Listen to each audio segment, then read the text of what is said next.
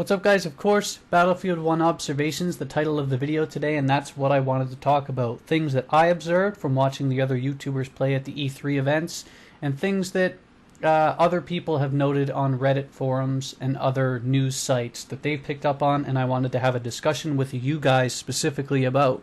So, it's my favorite type of video style to try and make, other than maybe sniping highlights. So I'm going to list the pros and cons, things I observed that are good, bad, and I wanted to get your opinion on it. And if I missed anything, again, let's talk in the comments. I always try and discuss I read just about every comment you guys post, so I like having discussions on them. So we'll do it. So first disclosure, of course, first of all, as you can already see, this is Chopper Battlefield 4 gameplay. I don't get invited to events like these because I imagine that it's a few reasons. The first being I'm not a big channel. The second being I don't really stick to one game at a time.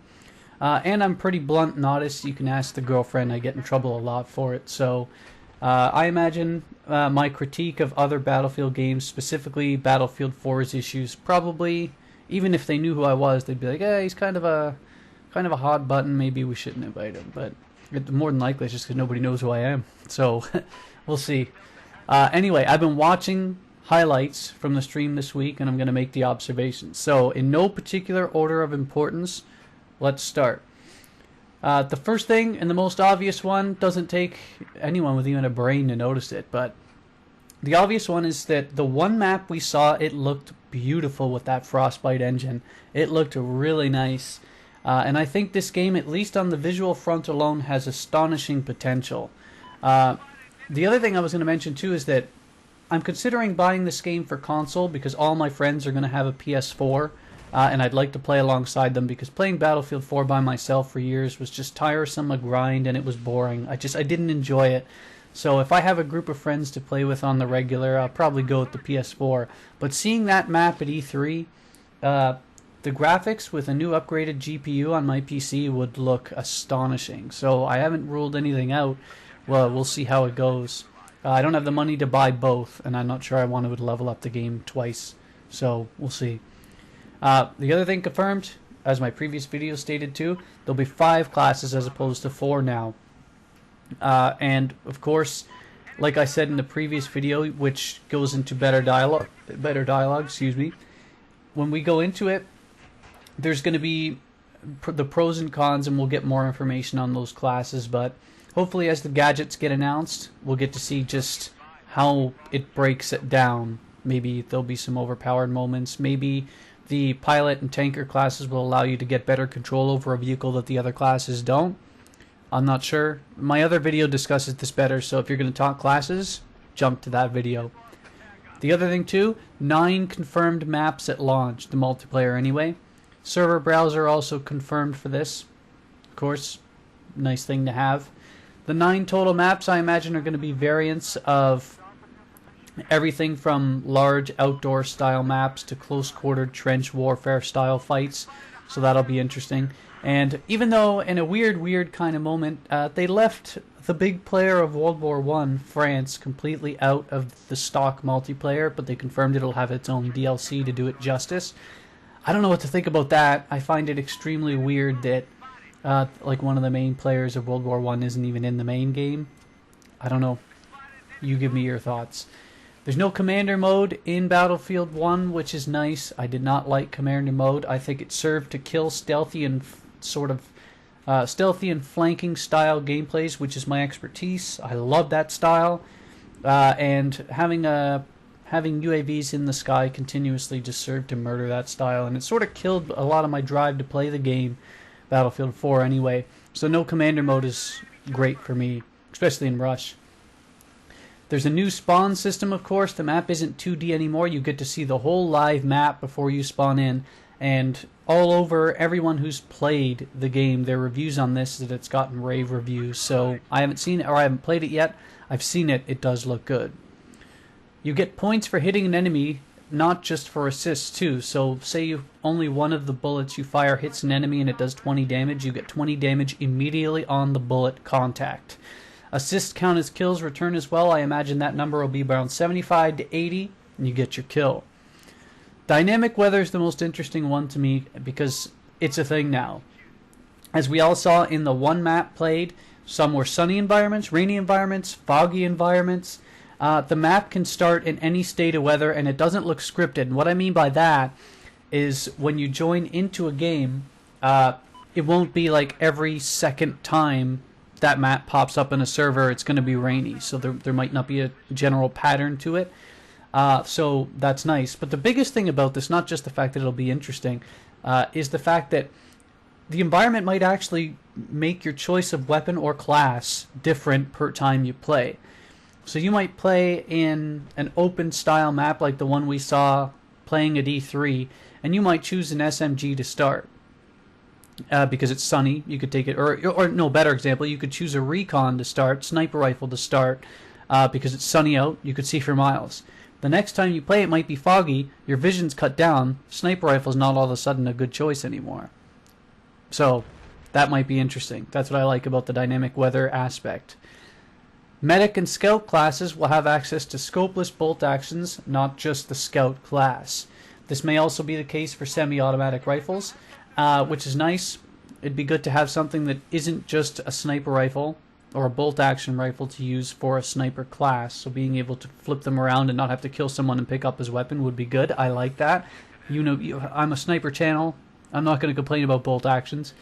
And also the other thing of note too is when you scope in with a sniper rifle, there won't be a black screen, but a blur on the outside of the scope, which is nice because if something moving around in your environment, you can sort of tell by your peripheral vision even though it's blurred, as opposed to it just being completely blacked out and you have to hope to God that nothing pops up.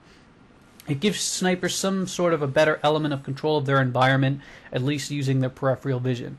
No complaints from me. The one thing I didn't really like as much, and maybe it'll change, maybe it'll clear up, is the whole bayonet sprinting charge with screaming melee system. It has a timer so that players do run out of stamina. It does seem like the second player wins the the second player to activate the animation wins the battles. So I don't like the sounds of the mechanic at this point, and apparently there's no countermeasure for it either. Again, I don't like the sounds of this. The Behemoth, or the big Zeppelin in the air, spawns for the losing team. It's not an auto-spawn vehicle. I'm not sure if this applies to all game modes, but I hope it doesn't. Tanks are now team-style vehicles. I believe 5 people can fit in a tank. They can be repaired while still inside while pressing X, but I'm not sure if that's a class-specific feature, such as like being a tanker. And additionally, you can damage specific parts of the tank. So, for example, like in Saving Private Ryan, you can probably attach mines to the tank tracks to knock them out as opposed to just taking out the whole vehicle, which is cool. I like it. The other thing of note that I've seen many of, and most people have pointed out, weapons get dirty when you go prone, which is cool. I'm not sure if there's any confirmations on weapon jamming if too much mud or dirt gets like in the actual action, so we'll see about that. There's a new animation for pulling yourself up to higher places and entering vehicles, and I actually like the animation. It looks cool. I'm not sure if you can be killed while in it. We'll see. When the airship is blowing up, it no longer insta-kills players present, unlike when, say, the building was about to fall on Siege of Shanghai, you just died. It didn't even give you the option to parachute off of it. With regard to planes, small arms fire can damage them. Of course, it's probably not a gigantic amount, but it's something to note. Another thing, it's not a new feature, but the explosions shape the ground. And on that note, destruction in general seems greatly increased, which of course I really like. Maybe it might not be the best for certain maps, but I do like the sounds of it. Spotting an enemy will show their class over their heads, which anyone intelligent will use to their advantage in the rock, paper, scissors dynamic. So if you see a guy's an engineer in short range and you're a recon, keep your distance, pop him. Parachuting is confirmed to be back, so you don't have to worry if you're piloting a plane and all of a sudden you get hit, you won't splat. You can actually parachute. And some of the last points here with regard to how the gameplays play out. In Conquest, points now count up instead of down. And probably to eliminate the don't spawn versus spawn confusion at the end of some games in previous Battlefield editions. Unconfirmed, but of course I have seen some people note on Reddit that visual recoil seems to be back, and I'm hoping that gets eliminated before launch. because of course this game's development started way before Dice LA fixed Battlefield 4, so that's probably just a remaining artifact. I'm hoping it gets eliminated.